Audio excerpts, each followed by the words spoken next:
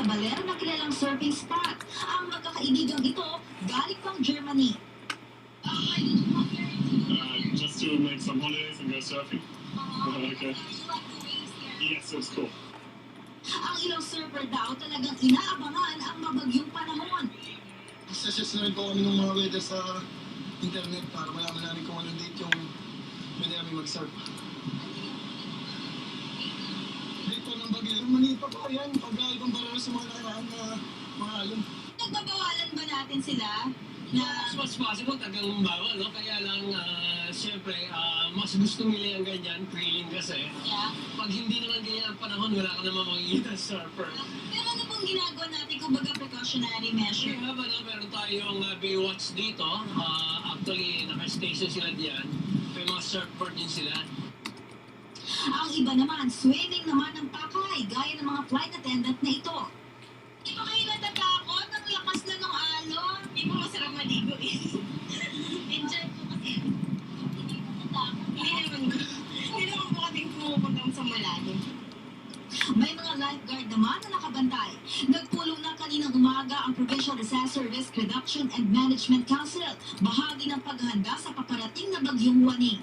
Nakahanda na raw ang mga relief goods at rescue equipment gaya ng mga rubber boats sa lahat ng 8 bayan dito. Nakaantabay na rin ang mga rescue team kabilang na ang mga kawani ng Philippine Army. Higit sa lahat, pinayuhan na ang mga residente sa low-lying areas na lumigas na. Ang Aurora ay malimit talagang daanan ng bagyo.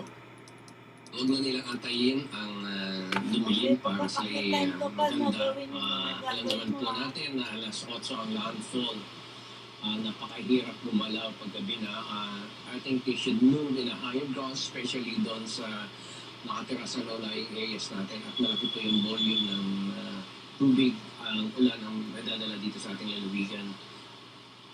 Mike, ang pagbaha at landslides ang binabantayan dito sa probinsya ng Aurora. Sa ngayon nga, ay lumakas na ang pag-ulan dito. Mike? Medyo tumulang, kalahating oras na lang bago mag-alas 8 na. Kamusta ang panahon dyan sa Aurora sa mga sandaling ito?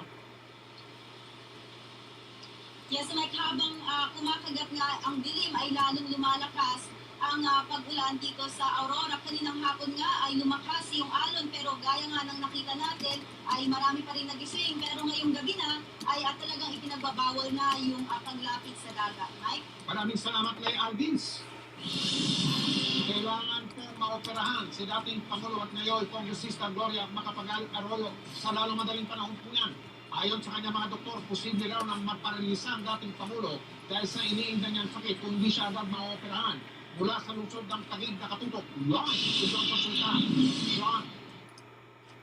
May kalamang araw mula ngayon ay naasahan sa ilalim nga sa isang operasyon si dating Pangulo at ngayon Congresswoman Gloria Macapagal Arroyo dahil sa pananakit ng kanyang damaged cervical spine at multi-level cervical spondylosis o yung pagkakaipit ng kanyang mga ugat sa kanyang leg.